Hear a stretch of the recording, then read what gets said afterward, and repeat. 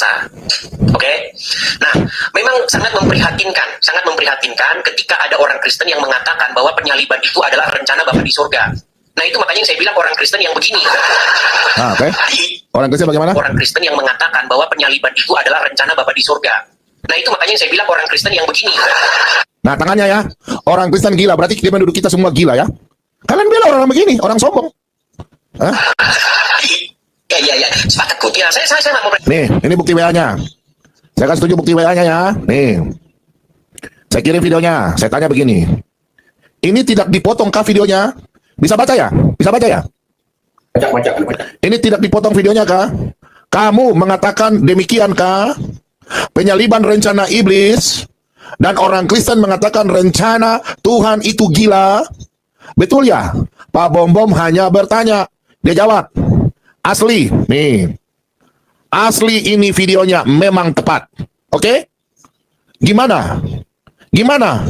Memang Pak. Gimana emangnya Pak? Coba Edis bisa masuk ke roomnya Pak Bom, roomnya saya kirim link. Jawabannya apa?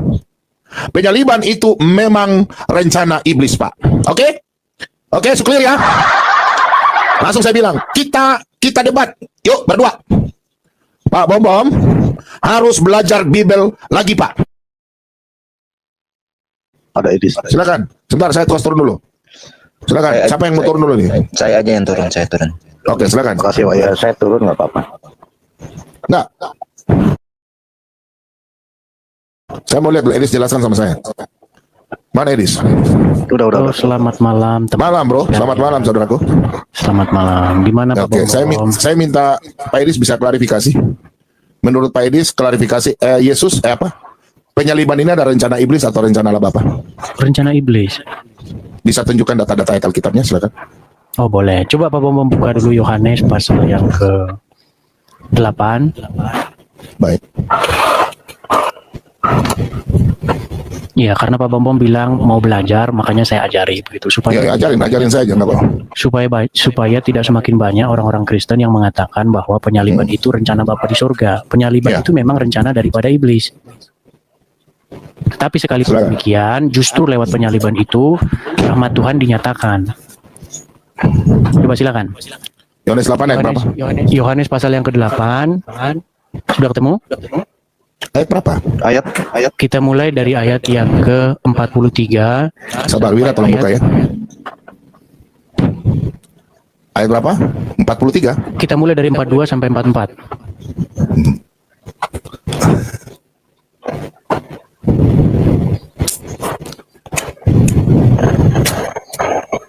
Aduh. Silakan. Oke, saya baca ya. Ini tafsirannya Edis ya. Saya nggak tafsir. Kita nggak boleh nafsir. Apa yang tertulis saja. Silakan. Kata Yesus kepada mereka, jikalau Allah adalah Bapa. Kata Yesus kepada mereka, orang-orang Yahudi yang lagi diskusi sama Yesus. Betul. Terus? Kata Yesus kepada mereka, jikalau Allah adalah Bapamu, kamu akan mengasihi aku, sebab aku keluar dan datang dari Allah. Dan aku datang bukan atas kehendakku sendiri, melainkan dialah yang mengutus aku. Apakah sebabnya kamu tidak mengerti bahasaku? Sebab kamu tidak datang menangkap firmanku. Iblislah yang menjadi bapamu, dan kamu ingin melakukan keinginan-keinginan bapamu. Ia adalah pembunuh manusia sejak semula, dan tidak hidup dalam kebenaran. Sebab di dalam dia tidak ada kebenaran. Apabila ia berkata dusta, ia berkata atas kehendaknya sendiri. Sebab ia adalah pendusta dan bapa segala dusta. Ini menurutmu penafsiranmu, saudara? Tidak. Di situ yang ingin membinasakan Yesus siapa? Iblis. Ya betul. Salah. Jadi Penyaliban. Kamu penafsiranmu salah, saudaraku. Sebentar, begini pelan-pelan ya. Silakan. Di situ Tuhan kita Yesus sedang berdiskusi dengan ahli-ahli Taurat dan orang-orang Farisi. Di mana ahli-ahli Taurat berusaha untuk membinasakan Yesus, betul? Lanjut aja, kamu ngomong lanjut aja. Bukan, saya konfirmasi dulu, betul atau salah? Bagaimana, ulang? Keinginan untuk membinasakan Yesus adalah keinginan ahli-ahli Taurat dan orang-orang Farisi, betul atau salah? Atau keinginan murid-murid? Bukan. Oke. Ahli Taurat, lanjut. Oke, siapakah yang menjadi bapaknya ahli Taurat dan orang-orang Farisi itu? Iblis. Dan keinginan siapakah itu? Untuk membinasakan Yesus? Keinginan manusia itu. Ahli Taurat. Menurut Tuhan Yesus keinginan siapa? orang ahli Taurat itu. Sekarang saya tanya, free will, menurut kamu free will Bukan, atau kita jangan kebebasan? kemana-mana dulu. Sebentar. Gini, Saya mau maksud belajar gini, sama kamu. Saya mau kalau belajar Pak sama Bambang kamu. mengundang saya mau belajar, biar saya ajarin sebentar. Enggak, kamu yang ngajarin Jadi- saya. Enggak apa-apa, terus. Nanti saya bertanya ya. Jadi ayat itu jelas, iblislah yang menjadi Kasihan, ya. bapamu dan kamu ingin melakukan keinginan bapamu. Jadi keinginan untuk menyalibkan Yesus itu adalah keinginan iblis, bukan keinginan Bapa di sorga. Bagaimana ada seorang Kristen mengatakan bahwa penyaliban itu keinginan Bapa di sorga? Nah, Sudah. itu yang pertama. Kemudian yang kedua, coba buka Korintus. 1 Korintus 2.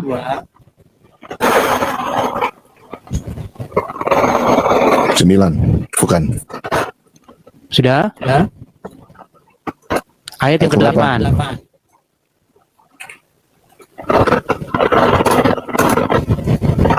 Silakan dibaca.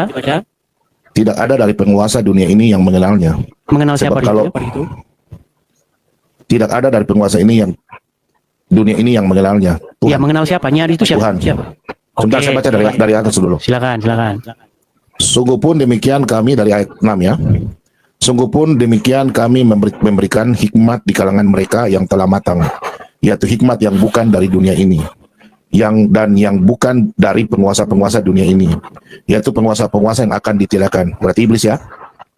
Tetapi yang kami beritakan ialah hikmat Allah yang tersembunyi dan rahasia, yang sebelum dunia dijadikan, telah disediakan Allah bagi kemuliaan kita. Tidak ada dari penguasa dunia ini yang mengenalnya. Sebab Mengenal kalau siapa? sekiranya, sebentar, kau diam dulu. Tidak ada dari penguasa ini yang mengenalnya. Sebab kalau sekiranya mereka mengenalnya, mereka tidak menyalibkan Tuhan yang mulia. Iya, jadi Oke. yang menyalib Yesus itu adalah orang-orang yang tidak mengenal Yesus, adalah orang-orang para penguasa yang tidak mengerti hikmat Tuhan. Jadi Berarti bagaimana? orang itu orang berdosa bukan? Ya jelas. Oke, orang berdosa ya. Orang berdosa ya. Maksud saya begini, saya cuma menyampaikan begini saja Pak Bombo. Keinginan Bapa di surga itu adalah supaya Tuhan Yesus taat menghadapi penyaliban itu, bukan supaya Bapak itu supaya Bapak ingin bahwa Yesus disalibkan, bukan begitu. Bapak di surga ingin supaya Yesus taat, bahkan menghadapi penyaliban pun dia harus maju, tidak melarikan diri dari penyaliban itu. Sudah? Oke, saya rasa Saya boleh- Pak Bom. Sabar. Jangan kau lari. Saya mau bertanya. Jangan kau lari sini. Jangan kau buang kincing baru kau lari. Kurang ajar ini Edis. Kau jangan begitu. Saya belum bertanya loh. Ini sesat ya. Dengar, ini sesat ya. Saya belum jawab. Edis, kenapa kau takut? Kelihatan kan? Ini iblis. Kalian jangan dukung Edis.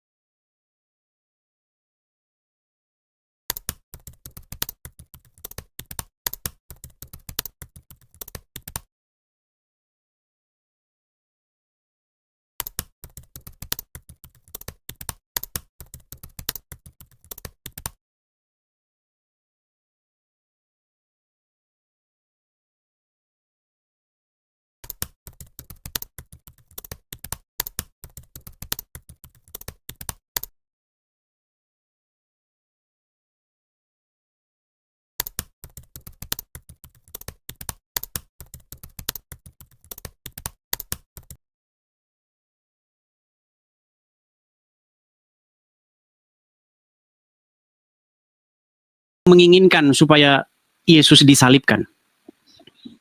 A. Bapa di surga, B. Iblis. Iblis lah. Nah, Mau jadi bapak pintar. di surga.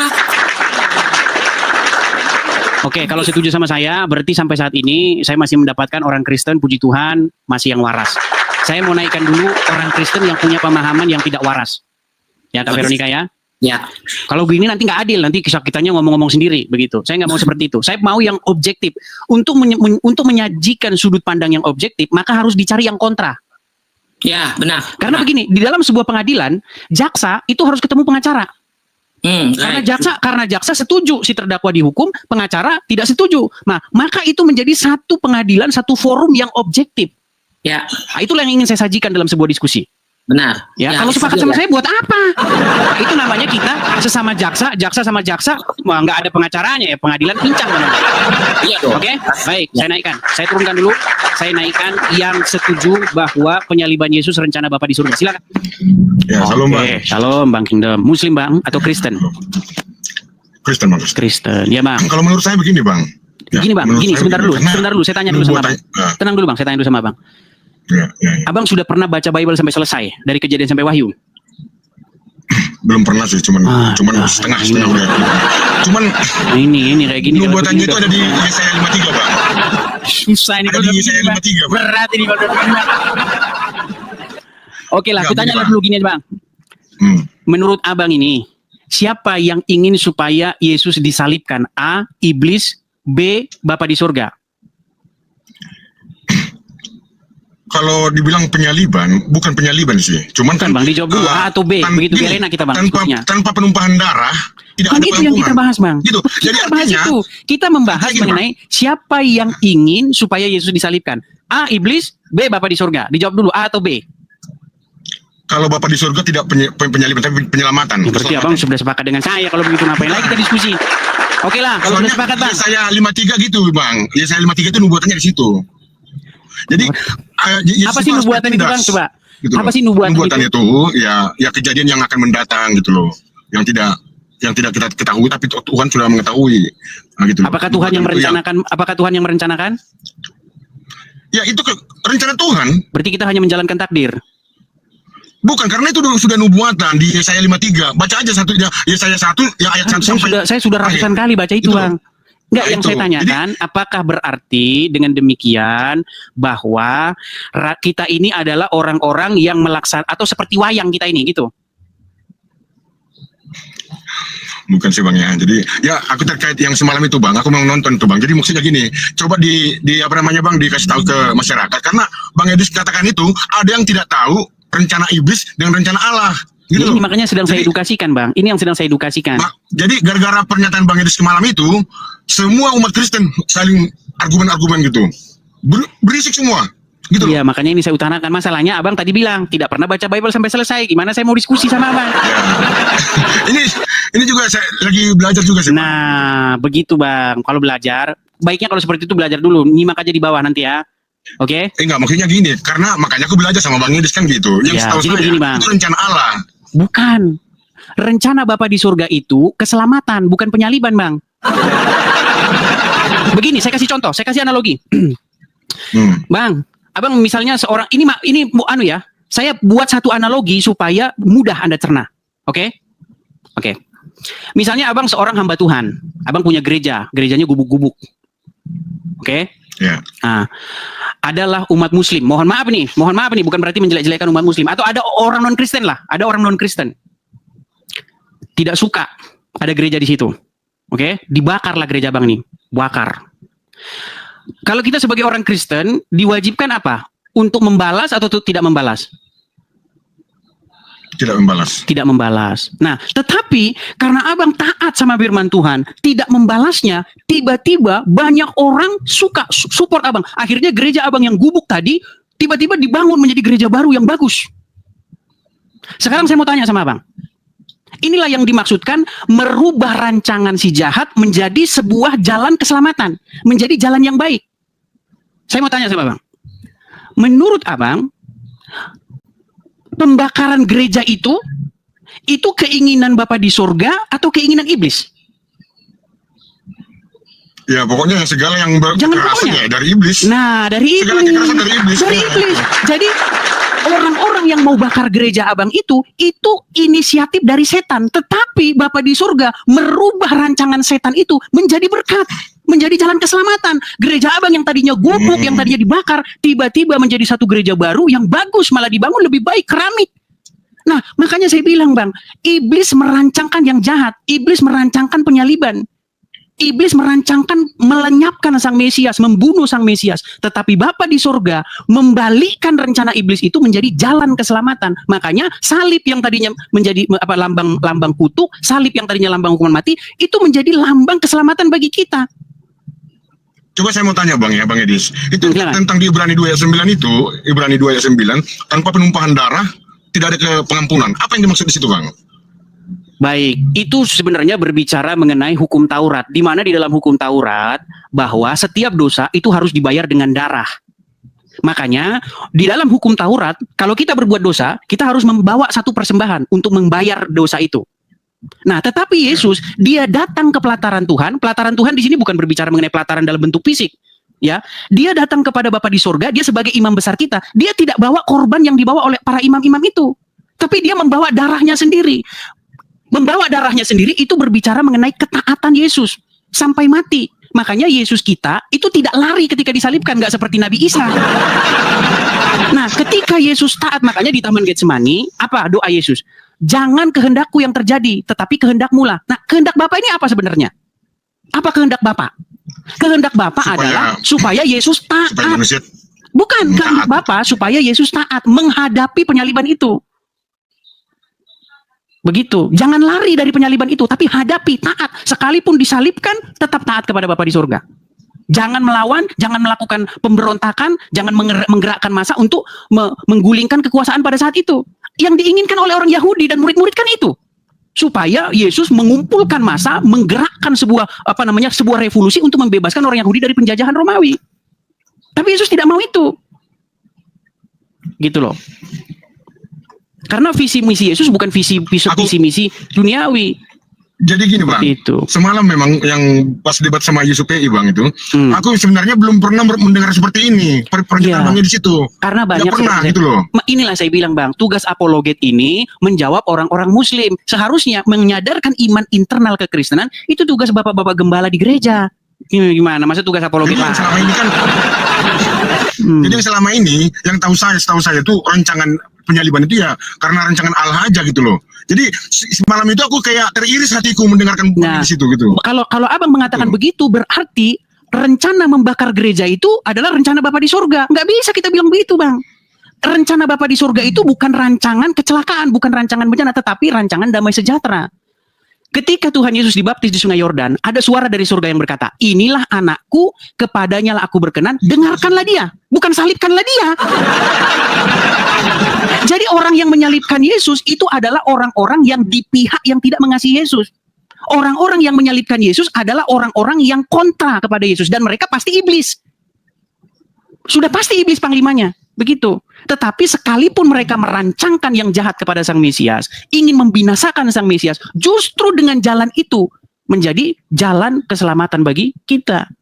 Begitu sama seperti Abang tadi, gereja Abang dibakar, merancangkan yang jahat, ya, supaya Abang binasa, supaya gereja binasa, supaya umat binasa. Tapi sebaliknya Tuhan membuat malah justru karena gereja dibakar, malah berdiri satu gereja baru yang lebih besar.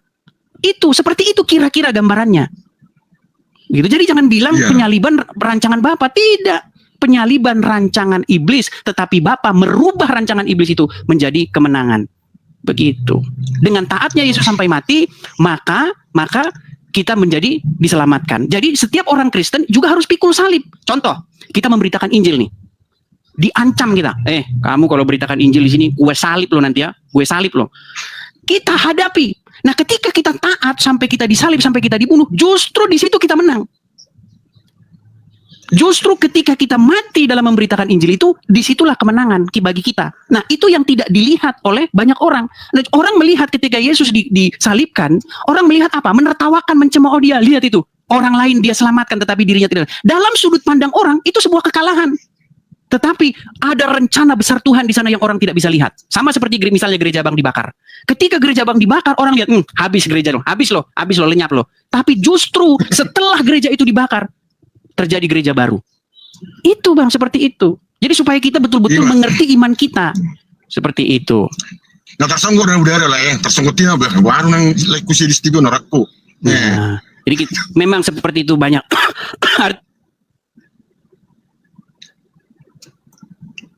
Harap suara lain. Kita ini banyak menerima dogma, kita ini banyak menerima pengertian-pengertian, tetapi kita sendiri kadang-kadang tidak memahaminya, seperti itu. Saya rasa dengan penjelasan ini teman-teman menjadi mengerti ya. Oke. Oke. Seperti itu ya, Bang ya, Lea. Oke, mau lihat. Sama-sama. Halo Pasar Ibu. Halo Bang. Silakan nyalakan kamera. Betul tadi Abang bilang nggak setuju? Ya Bang. Baik, kutanya dulu, abang Islam atau Kristen? Kristen Protestan, Bang. Kristen. Oke, apa yang mau abang sampaikan? Kalau dilihat dari segi jalan ceritanya memang iblis yang menghasut semuanya itu agar terjadi penyaliban. Tapi itu kan Tapi nggak setuju gimana? Tapi itu sebenarnya rancangan Tenang Bapak. bang, tenang dulu, tenang. Yang mau saya tanya begini, siapakah yang menginginkan supaya Tuhan Yesus disalibkan? A. Bapa di surga, B. Iblis. Bapak di surga. Bapa di surga, baik. Abang ada Alkitab di situ? Begini, Bang. Tenang dulu, Begini, Bang. tenang dulu. Nah, sebelum penyaliban, Tenang penangkapan dulu bang, tenang. Abang ada Alkitab Ya, di ya. situ? Ada. Ada, coba buka. Bentar, Bang. Silakan. Di mana? Ya, coba buka Yohanes. Kenapa bang pakai efek-efek seperti itu bang? Coba dihilangkan saja efek-efeknya bang, biar enak kita diskusi. Itu loh, gambar-gambarnya pakai kacamata bisa, tapi efek-efeknya itu coba dihilangkan, biar serius dikit kita diskusinya. Bentar, Bang, bentar.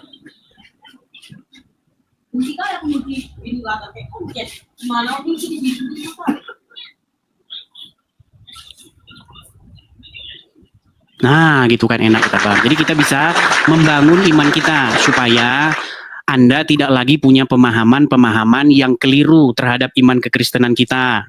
Coba, sudah dibuka bang Yohanes pasal yang ke-8? Bentar, Bang, ya. Yohanes 8 ayat. Yohanes pasal yang ke-8 bang. Ya, pasal 8. Oke, coba kita baca, kita mulai dari ayat yang ke-40. Sudah ketemu bang? Bentar, Bang, ya. Ayat 40. Sebelum ke 40, coba kita... Ya, dari 40 coba. Tetapi yang kamu kerjakan ialah berusaha membunuh aku. Aku seorang yang mengatakan kebenaran kepadamu, yaitu kebenaran yang kudengar dari Allah. Pekerjaan yang demikian tidak dikerjakan oleh Abraham. Stop dulu bang, saya tanya. Siapa yang berbicara di sini bang? Yesus. Berbicara kepada siapa? Kepada orang Yahudi. Kepada ahli Taurat bang, ahli Taurat dan orang-orang Farisi. Ya. Oke, terus? Kamu mengerjakan pekerjaan bapamu sendiri. Jawab mereka, kami tidak dilahirkan dari zina. Bapa kami satu, yaitu Allah. Terus? Kata Yesus kepada mereka, jikalau Allah adalah bapamu, kamu akan mengasihi aku. Sebab aku keluar dan datang dari Allah. Dan aku datang bukan atas kehendakku sendiri, melainkan dialah yang mengutus aku. 43. Apakah sebabnya kamu tidak mengerti bahasaku? Sebab kamu tidak dapat menangkap firmanku. Oke, 44 sekarang. Ini jawabannya di sini. Iblislah yang menjadi bapamu dan kamu ingin melakukan keinginan-keinginan bapamu. Ia adalah pembunuh manusia sejak semula dan tidak hidup dalam kebenaran. Sebab di dalam dia tidak ada kebenaran. Apabila ia berkata dusta, ia berkata atas kehendaknya sendiri. Sebab ia adalah pendusta dan bapa segala dusta. Oke, jadi siapa yang menginginkan kebinasaan Yesus bang? Iblis. Terus kenapa kau bilang Bapa di surga bang? Tapi bang, yang di Taman Getsemani ketika Yesus berdoa itu kan dia digoda iblis agar tidak terjadi Mana? Di mana ayatnya? kematiannya itu. Di mana ayatnya digoda iblisnya? Coba di mana? Memang tidak ada bilang digoda iblis. Aduh, makanya aku bilang begini bang. Iman kita jadi rusak gara-gara, mohon maaf bang, orang seperti abang ini. Kalau abang diam saja nggak masalah. Yang abang ngomong sama orang Muslim begitu. Jangan ditutup bang kameranya. Betul. Ya. Jadi jelas sekali bahwa mereka ingin membinasakan Tuhan Yesus. Dan siapa yang menjadi bapak mereka yang ingin membinasakan Yesus? Tapi kan nubuatan para nabi sudah ada tertulis bahwa Mesias itu memang harus mati kan? Bang, nubuatan itu adalah peristiwa yang akan terjadi di masa depan. Ya. Tetapi bukan berarti itu sudah dituliskan seperti itu, bukan. Itu keinginan daripada Bapa di surga, bukan. Sebagai contoh misalnya begini. Ada seorang nabi datang kepada abang bilang, besok rumahmu akan dibakar oleh orang. Itu nubuatannya. Apakah rumahmu dibakar oleh orang itu keinginan dari Bapa di surga? Ya tidak, itu hanya pemberitahuan bahwa besok akan terjadi demikian. Bukan berarti yang merancangkan itu Bapa di surga. Begitu. Jadi yang merancang itu sebenarnya iblis mulai dari awal. Betul. Makanya begini, Abang sudah pernah baca Bible sampai selesai? Udah pernah, cuman sekarang lagi. Coba jarang. jujur dulu Abang. Udah pernah Abang baca Bible sampai selesai dari Kejadian sampai Wahyu? Ini jarang-jarang loh nih saya naikkan Kristen nih. Baru hari ini nih kita belajar iman Kristen nih. Supaya kita ngerti iman kita nih. Oke, saya tanya dulu sama Abang jujur. Udah pernah Abang baca dari Kejadian sampai Wahyu? Udah. Sudah pernah. Oke, apa yang terjadi kepada Yusuf, Bang? Yusuf. Apa yang terjadi kepada Yusuf anak Yakub? Udah, makanya saya bilang udah lama saya nggak. Nah, makanya aku bilang, makanya orang yang bilang begitu memang orang Kristen yang agak lain. Yang saya ingat Yusuf anak Yakub pernah dijual saudara-saudaranya kan. Oke, dia dijual saudara-saudaranya. Ada satu perkataan dari Yusuf yang sangat terkenal, Bang.